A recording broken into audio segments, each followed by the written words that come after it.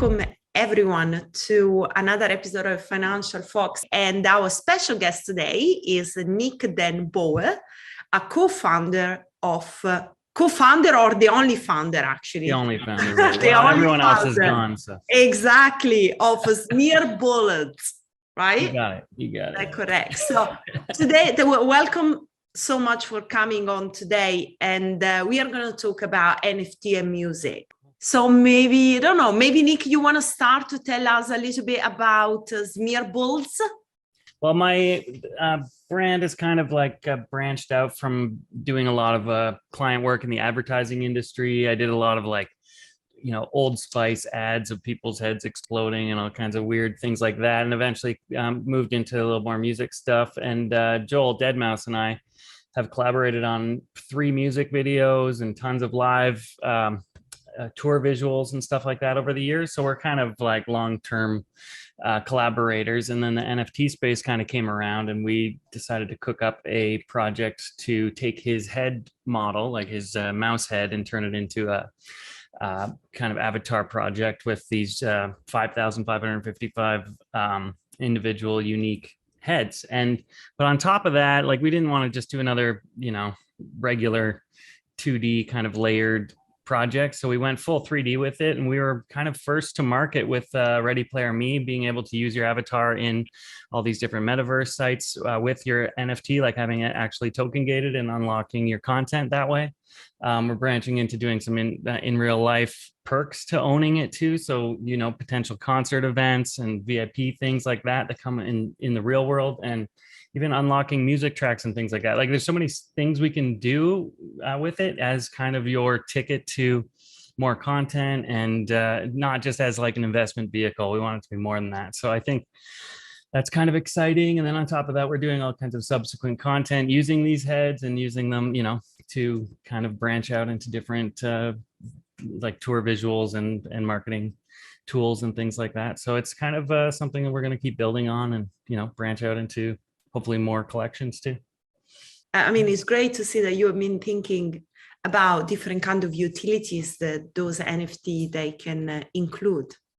Yeah, definitely. And I mean, and for NFT music as well, I know we're here to talk about that a little bit too. I feel like that still hasn't really been cracked by the industry. Like, there's not the one NFT music site that's dominant right now. I see a ton of them popping up, and I really think it is going to be very disruptive in the music industry, more so than the art industry, even, because when you think about things like royalties and somebody making an album and then having to pay out, for streaming and licensing and all the different music sales to the musicians and everyone in the band that might have a stake. Now that can all be automated with the smart contracts, and you can just be paid out automatically, and you're not like wondering, should I audit this company once a year and pay lawyers to look into whether they're paying you or not? Like, it can be totally automated. So I think that's going to disrupt the massive chunk of middlemen in the music industry, where, we don't need to audit these people anymore. You can just get paid, and, it can be all automatic once, the market kind of settles into a proper, platforms for that. Yeah, I think there are a lot of really interesting use cases for NFTs, not only in the music industry, but in the entertainment industry as a whole, and at all the different levels of the music industry. So I think that ownership rights as an NFT would be like a really interesting proposition, because someone could own, the rights to a song or something like that, and they could prove that ownership by having an NFT in their wallet, and then any or a percentage of the funds that are, are generated by, let's say, a song, could then be automatically sent to the owner of that NFT, who owns, partial ownership rights or full ownership rights of the song. And that's something that I think is, very exciting about the NFT space for musicians, but not only for musicians, but for anyone who has ownership or fractional ownership of something like that. So I think that's one of the main places we're going to see really blow up in the next few years. But also decentralized payments and decentralized microtransactions, I think, are going to be really important. So there are a lot, there are a lot of big artists that might not want to, sell, I guess you could say, their music through Spotify streaming or through another streaming service like that, because they might not feel like they'd get a good deal. But with decentralized applications that are provably fair, and where artists don't have to pay a massive cut to a third party, something like that could be really appealing to people who are looking to earn revenue from streaming their music or something like that. But do they need to be like techie? So usually an artist is an artist. They're not so techie, right? How they can actually take this opportunity that you just said? Because I completely agree with you. I just think there is kind of like, do they need to be an expert? Well, we kind of ran into that with the Deadmau5 project, which is why we kind of linked in Umbria, because we had we brought a lot of new people to the space. A lot of people wanted to buy a Deadmau5 NFT, one of these heads, without knowing anything about crypto or even owning any crypto. So we went on to Polygon for various reasons, whether it was environmental or just saving, your users on gas fees and things like that. And it's kind of a new, exciting network at the time. We were a bit early jumping in at the time. I think there weren't very many successful projects yet on Polygon, on OpenSea or anything like that. But we hit some real major roadblocks where people just couldn't figure out how to get wrapped ETH on the Polygon network. Like, it was just like, we did weeks of tech support, helping fans, and it was literal whole days where I'm helping people you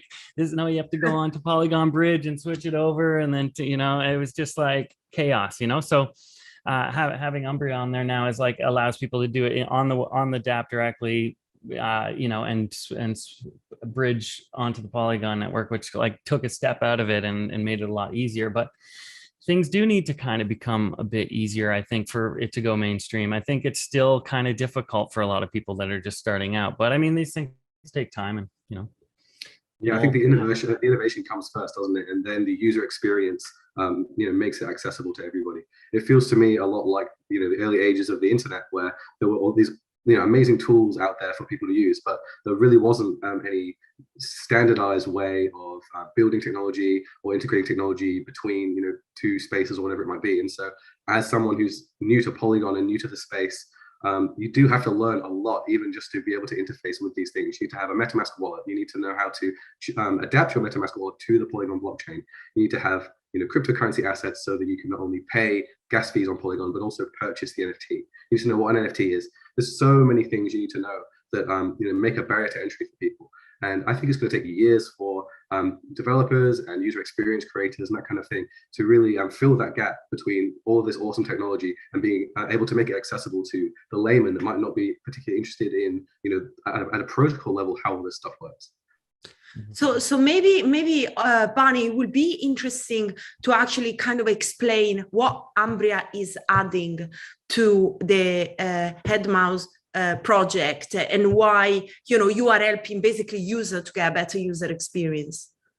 Yeah, so what we do at Umbria is essentially we make it easy for users to move their cryptocurrency assets from Ethereum to a bunch of different blockchains, and in this case it would be to Polygon.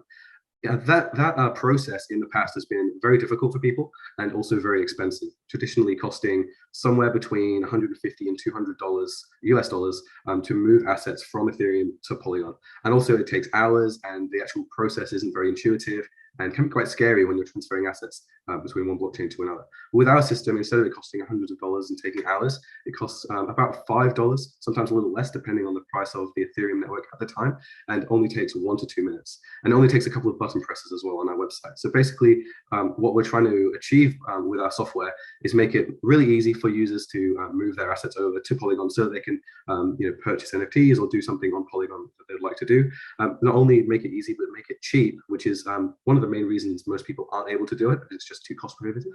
And then also making it fast as well, so that as you're doing it, it's all very obvious what's going on. There's no hiccups. There's no parts of the process where you might get confused and scared that you've lost your funds and that kind of thing.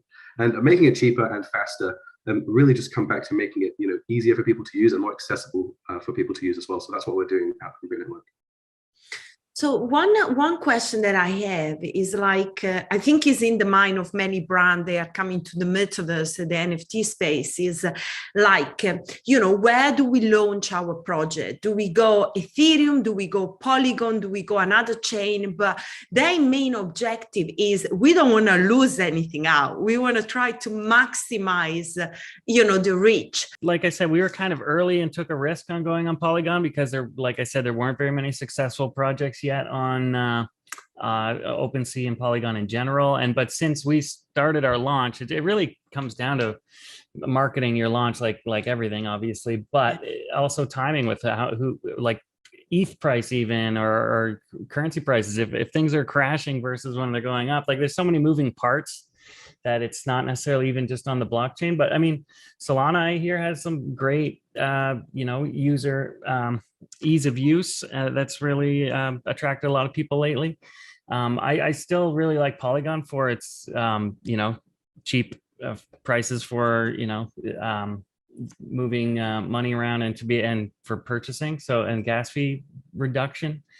But Ethereum obviously is still the most popular, most people holding Ethereum. So I guess it comes down to knowing your audience. How crypto literate is your audience? How big of a project are you launching? What's your marketing plan? It's really kind of hard to say what blockchain to go with. But I think that if your fan base, it might not be like huge, crypto whales and collectors. They might want to move to a blockchain where you can go with a cheaper transaction. So it really depends on who you are, what your product is, and where you want to launch.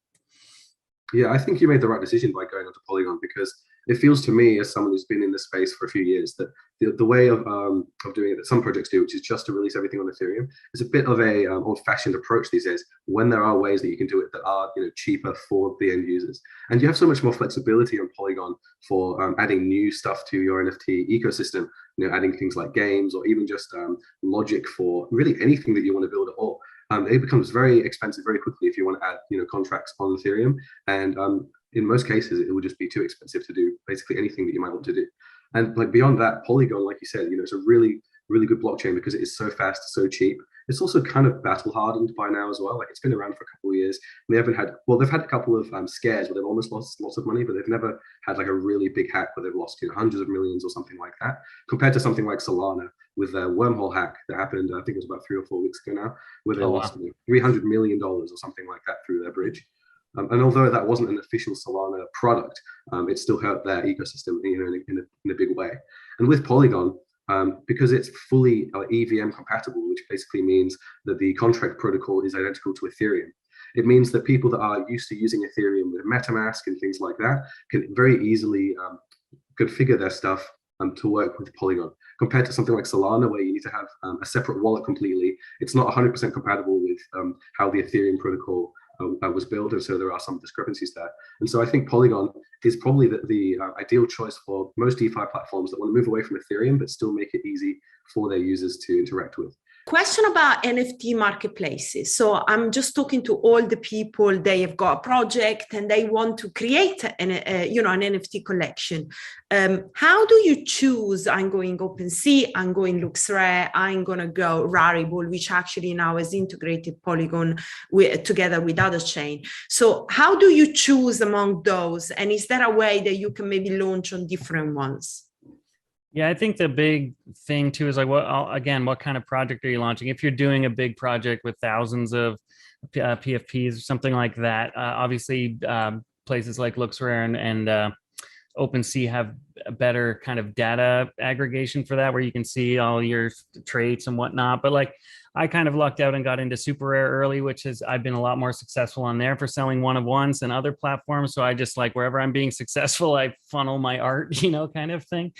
But I mean, there's also like, it also depends on where you are in your career and what kind of art you do. We're starting to see a lot of new platforms launch that are kind of niche, like platforms for photography or platforms for more, cartoony stuff. Like, it's kind of like branching out, and it's also way oversaturated. Like, I'm getting emails and Instagram messages and whatnot from a new NFT platform every day. Like, it's getting crazy. Like, I stopped counting at 120 or something. I was just like the little notepad. Every time I got an email, I'd put a little mark, and I'm like, there's literally, if I'm getting hundreds, there must be thousands of NFT platforms. Like, it's crazy. But listen, what do they offer you? I mean, do they take care of some specific aspect of your project where you would say, right, I'm going to go with them because, they take something out of my table? They're all saying they're the next big thing, and they all seem like they're the exact same, to tell you the truth. But that's why I think the established ones have, like, it's been kind of like a first to market thing where they've been, establishing things. I think, like, also, I think curation is going to become more and more important, of like, platforms that don't let everybody in. And I think eventually it's going to turn into like the music industry, in that we're going to see a lot of middlemen label kind of entities pop up, where it's like, hey, these are our artists, they are all a similar style, and you jump onto that, or like I said, a dominant photography site and things like that. I think we need more categorization like that to a degree, but we also need the open seas where you can put giant collections and do whatever you want. I think there's room for both, so it really depends on your project. I like that you mentioned photography, because nowadays, as the NFT are developing, it's not just about music, it's about integrating with other art. And the most successful NFTs has been able to like being creative by collaboration with different kind of artists.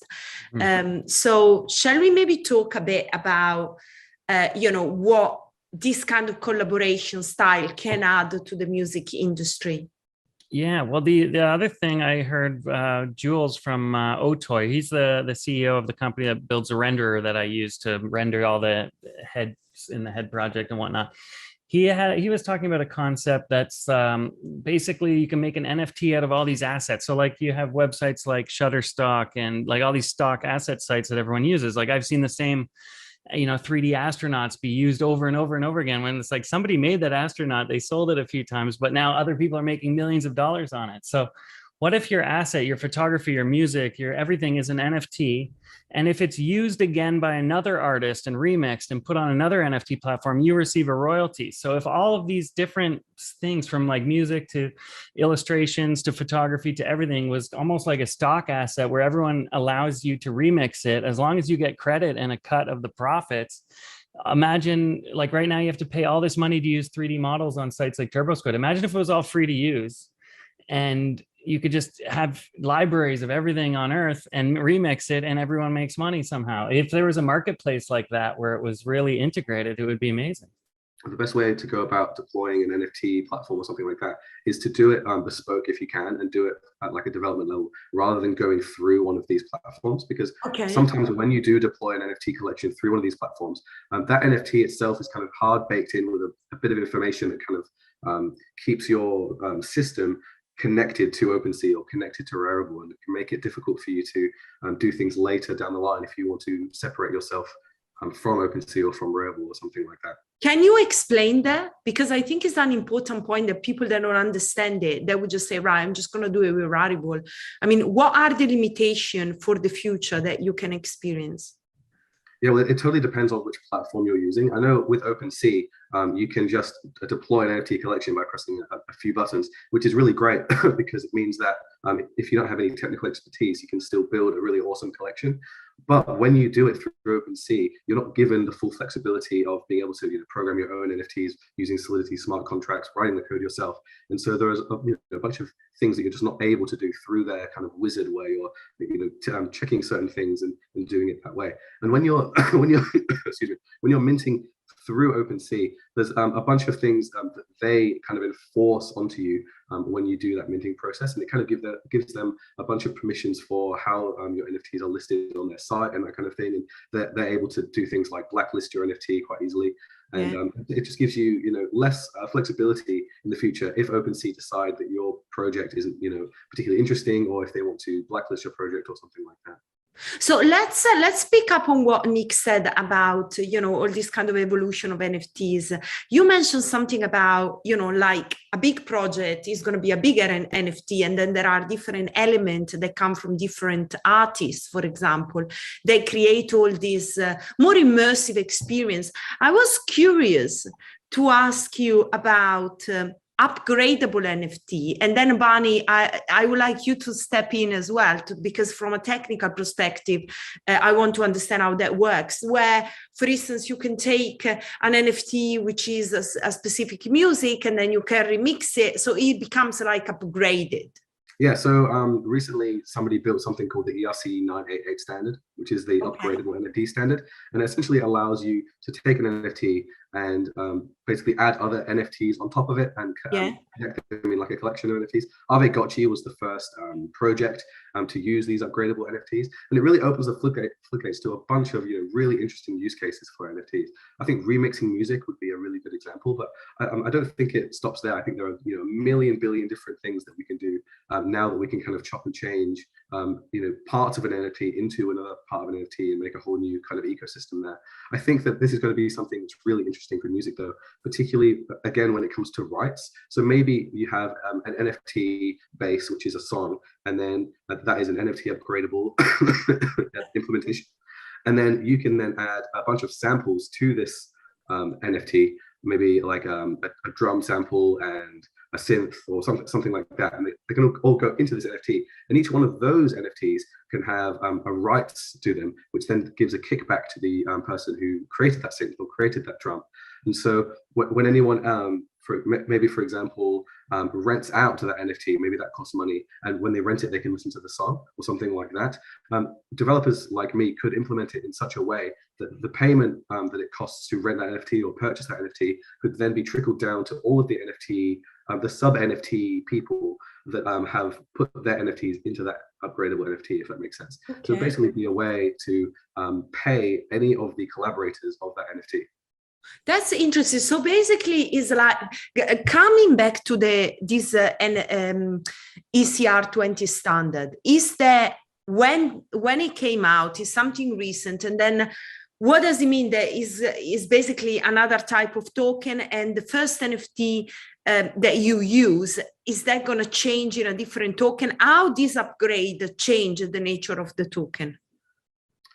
Particularly for the ERC 988 standard, so the initial base NFT doesn't ever really get changed. It just kind of gets associated with other NFTs. And so you can think of it kind of like a computer game. If you have a computer game character, they can then put different pieces of armor on or something like that. And that's basically how this particular version of the upgradable NFT protocol works. So that's the ERC 988. There's a whole bunch of different NFT standards and ERC 20 standards, sorry, ERC standards, I should say, that are doing it in a bunch of different ways.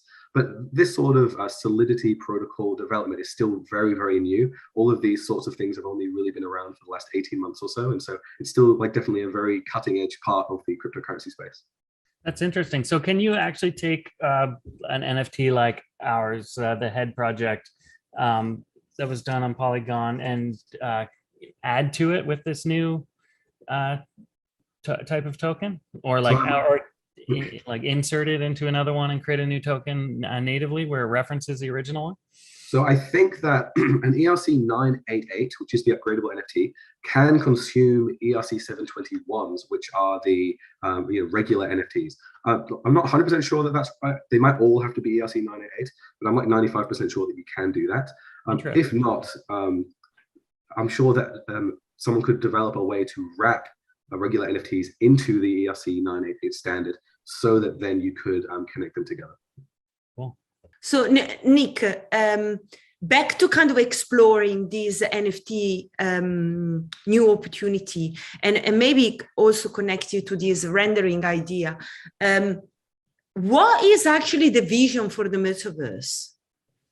The metaverse, I mean, it's kind of huge. It's like such a hard thing to define so simply, but like, I mean, we're seeing lots of different versions of it pop up, like ones where it's like, maxed out capitalism where every single little thing is for sale and then you can buy everything and everything's an NFT. And I think some of those are going a little bit overboard, where it's like people just want to play the game here, But then you've also got this play to earn trend that's happening where people can actually make money while playing, which is pretty interesting. And I think Polygon is pretty good for that as well, it seems. Yeah, I mean, it's going to take lots of different forms. Like I've always just pictured it in the early days. My first few websites that I built were literal, the kind of 3D looking spaces with all my art on the wall. And I always wanted like a 3D space for my art that people could visit. So I actually built that recently on my website, smearballs.com. You can go in, and the guys at CyberXR built me my own custom house that you can go into and hang out in, which is a gallery, a link to all my sites and stuff like that. So I think it's going to be important for people to have their own homes and personal websites and celebrity websites and stuff that are kind of in 3D nature, in a full-blown space that you can experience. So I think that's going to be a big part of it. The word metaverse is kind of interesting because in a lot of ways we've had a metaverse for 15 or 20 years. I remember coming home from school every night and playing World of Warcraft with all my friends online, and that kind of felt in itself like a bit of a community, although it might not have been cryptocurrency related or something like that. I think that when people say metaverse, a lot of the time, what they're really talking about is the financialization of all of this online behavior that we're doing. And I think that that's something that's, so experimental and so new that we're just seeing people go completely off in tangents doing crazy new things. And that's all, really exciting. I think that with AR and VR as well, people have been trying to perfect AR and VR for 25 years, and I don't feel like in a lot of ways we've made much progress. And in some ways we have made a lot of progress with things like high-speed internet, and people can now put on a cheap headset and go into the metaverse. But I think there's still a lot of work to do for something like a metaverse to replace real life. But it's going to be interesting how we financialize these systems and how much people are going to be willing to pay for certain things in this metaverse once the hype of it all kind of goes away in the next 3 to 5 years. Yeah, I agree on the VR front. I mean, I've had several VR headsets, and I have little phases where I go into it for a while and then I just don't care about it again. And it's just kind of like goes in and out. From your perspective, Smearballs, what you are trying to get out of the metaverse and the NFT? Me personally? Yeah, I mean, it's just experimenting, or is actually try to bring music to the next level where you can combine your art with music. I don't know. I'm just asking. Yeah, like I think what has been successful are musically are some of these live metaverse concerts. Like I know Joel Deadmau5 has done some big ones where if whether it's in Fortnite or on other platforms where you can see like there can be millions of people watching the same concert in groups. Like you have to kind of stagger it so there's so many people in a room before it spawns a clone and whatnot. But you can potentially play a live show for a humongous audience, which is kind of cool. And I'm starting to build a bit of a studio here to do some of that live stuff. And I have like a motion capture suit, so I'm excited to kind of try doing some of that live streaming stuff. Yeah. I just want to kind of make some place on the internet that everyone can hang out and have a unique experience. Yeah, that's cool. And what's next for the Head Mouse project? Well, we've got I'll give it a little sneak peek. Yes, we like that. I'm building like a giant mega mouse character. So we're doing some new pieces eventually. So these are going to be these conglomeration of all the heads into these big characters. And I think I have a render kicking around. Yeah, this was like a little preview render of it walking around. Oh gosh. Okay. First of all, where is walking around on the moon or something? Yeah, something like that. I'm thinking I might actually shoot some real life plates for it to go in. It could be interesting to have it walking around actual buildings and cars. So I might go around Toronto and shoot some things. So this is for another drop on another platform eventually later on. It's a little sneak peek. But on top of that, just recently they announced that there's going to be some actual live concert perks to the heads. There's an airdrop in the cards. There's Sandbox has already done a few little intros, but they're actually you're gonna be able to wear your head in Sandbox. So that's nice. Yeah, we're just waiting for the Polygon integration for that. I think the artwork's all ready to rock. Everything, they look great. I was actually concerned because I'm like, how are these gonna look when you crunch them down to little voxels, But they turned out looking really cool. So I'm excited about that. Yeah, wow. And listen, coming back to these big, heads, I know you can't say too much, but what about these little heads forming these big, big heads? What big mouse? What's the ratio behind, unifying all these little heads? Is it like a big project where we were talking before, all the collaborators, they get something, or is actually the community and there is going to be like it's definitely a community. Like I showed an early little comp, not much off what I just showed you, to the community in Discord. And I'm like, hey, hit me up with your head number and I'll put it in this piece of art. Yeah. So then people started like giving me all their numbers, and from every person, I at least put one into the guy. So they can see their own artwork in the larger version. Okay, that's cool. Interesting. It's just fun because a lot of the actual community with heads is like really into making their own AR filters and like making artwork with their heads, and there's a lot of funny memes and stuff. So it's kind of cool to see that like kind of, especially for a guy like Deadmau5, who's like has this character in this brand, one of the best things to come out of this project is that we gave everyone 3D models, like with high-res textures, 2D, high-res renders, and without a background too, so you can easily Photoshop it onto stuff. So it makes people make all this cool art out of your brand as a derivative of giving away all this art for free. With, because you don't even have to own one of these to get the artwork. You can download it right off OpenSea. So it's kind of like give out all of this free stuff and people make things. It's a cool trade, Yeah, exactly. And that helps to build up the community as well. Mm-hmm. Yeah, very, very interesting. So Barney, just to wrap it up, what's next for Umbria, and what would you say to Nick that maybe you would be able to help them to kind of achieve? What is their strategy and plan going forward?